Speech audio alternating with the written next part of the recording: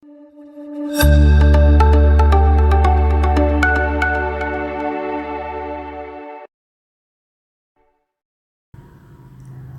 kita akan membahas soal persamaan kuadrat. Jika jumlah kuadrat akar-akar dari persamaan x kuadrat dikurangi 3x plus n sama dengan 0, itu sama dengan jumlah pangkat 3 akar-akar persamaan x kuadrat plus x dikurangi n sama dengan 0.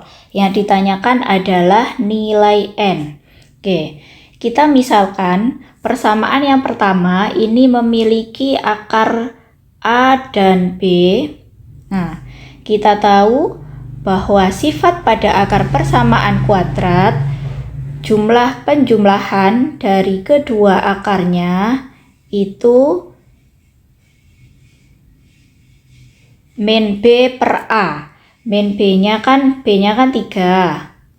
B-nya kan negatif 3. Min dari min 3 jadi 3. Nah, perkaliannya A dikali B itu C per A. C-nya N. N per A-nya 1 jadi N. Nah, ini persamaan yang pertama. Nah, persamaan yang kedua, kita misalkan akarnya adalah C dan D.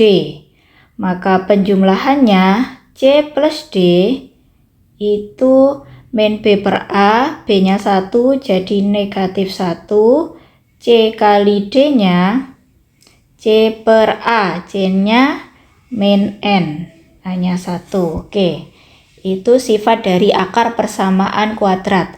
Nah, sekarang yang diketahui di sini ada istilah jumlah kuadrat akar-akarnya. Jadi A kuadrat, tadi kan kita misalkan akarnya A dan B, jadi jumlah kuadratnya itu A kuadrat ditambah B kuadrat sama dengan jumlah pangkat 3. Ini tadi akarnya C dan D, jadi sama dengan C pangkat 3 ditambah D pangkat 3. Nah, berikutnya ada sifat aljabar yang harus kita ketahui, yang biasanya dipakai untuk menyelesaikan soal-soal pada tes SNPT, di mana A plus B kalau kita kuadratkan itu sama dengan A kuadrat plus 2AB plus B kuadrat. Nah, sehingga karena di sini A kuadrat plus B kuadrat ini kan, jadi itu dikurangi ini ya, menjadi A plus B kuadrat dikurangi 2AB. Nah, berikutnya bagaimana sifat aljabar pada pangkat 3? Kita tahu bahwa C plus D kalau dipangkatkan 3 itu sama dengan C pangkat 3 ditambah 3C kuadrat D ditambah 3C D kuadrat ditambah D pangkat 3.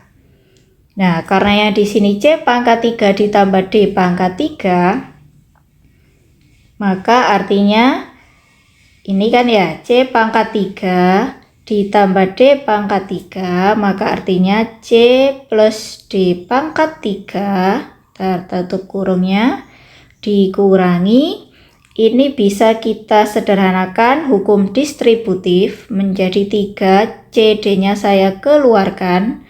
Di sini tinggal C plus D. Nah, sifat itu yang harus sudah kita pahami. Nah, selanjutnya kita tinggal memasukkan nilai-nilai yang sudah kita ketahui di sini. Ya, tinggal kita masukkan A plus B. A plus B tadi 3. Jadi 3 kuadrat dikurangi 2. A kali B-nya N sama dengan C plus D negatif 1. Pangkat 3 dikurangi 3, C kali D-nya min N dikali C plus D min 1. Nah, tinggal kita hitung, 3 kuadrat itu 9 dikurangi 2N, negatif 1 pangkat 3 itu negatif 1, min 3 kali min N kali min 1 itu min 3N. Tinggal kita kumpulkan yang N sebelah kiri, negatif 3-nya jadi plus 3N. Oke, negatif 1, 9 kita pindah ruas jadi negatif 9. Negatif 2N ditambah 3N itu N. Nah, negatif 1 dikurangi 9 hasilnya negatif 10. Nah, mudah bukan? Yang ditanyakan ada nilai N-nya. Jadi nilai N-nya adalah negatif 10, opsi jawabannya yang E. Akar-akar persamaan kuadrat dari x kuadrat ditambah 6x plus c sama dengan 0 adalah x1 dan x2.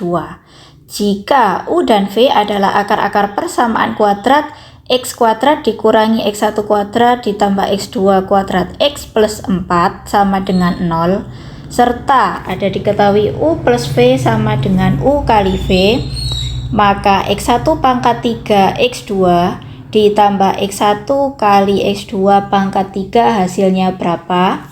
Nah, kita lihat persamaan kuadrat yang pertama x kuadrat plus 6x plus c sama dengan 0. Kita misalkan ini ya, akarnya tadi diketahui x1 dan x2. Di mana x1 jika kita jumlahkan dan x2 itu kan min b per a. B-nya 6, A-nya 1, jadi min 6. X1 dikali X2-nya C per A. C-nya kebetulan C, A-nya 1. Oke. Berikutnya, persamaan kuadrat yang ini. Saya tulis di sini ya. X kuadrat min X1 kuadrat ditambah X2 kuadrat. X plus 4 sama dengan 0. Itu akarnya U dan V. Jadi penjumlahannya U plus V itu sama dengan min B per A. Min B per A-nya X1 kuadrat ditambah X2 kuadrat. Nah, perkaliannya U kali V kan C per A, C-nya 4. Nah, ada yang diketahui lagi, U plus V itu sama dengan U kali V. U plus V sama dengan U kali V. U plus V-nya tadi ini X1 kuadrat ditambah X2 kuadrat sama dengan U kali V-nya 4. Kemudian yang ditanyakan adalah ini ya. X1 pangkat 3 kali X2 ditambah X1 kali X2 pangkat 3. Nah, ini bisa kita uraikan. Saya keluarkan X1, X2-nya, hukum distributif. Sehingga di sini tinggal X1 kuadrat ditambah X2 kuadrat. Nah, tadi X1 dikali X2-nya berapa? Ini ya, X1 kali X2-nya C. Nah, X1 kuadrat ditambah X2 kuadrat itu 4. Nah, sehingga ketemunya 4C. Nah, untuk mencari C bagaimana? Kita bisa mengikuti ini. Nah, X1 kuadrat ditambah X2 kuadrat, kalau sifat aljabar itu kan X1 ditambah X2 dikuadratkan min 2x1 kali x2 sama dengan 4. X1 ditambah x2-nya negatif 6. Agak panjang ya pembahasan ini. Dikurangi 2. X1 kali x2-nya C. Nah, tinggal kita masukkan. Negatif 6 dikuadratkan 36. Min 2C sama dengan 4. 2C sama dengan 36 dikurangi 4, 32.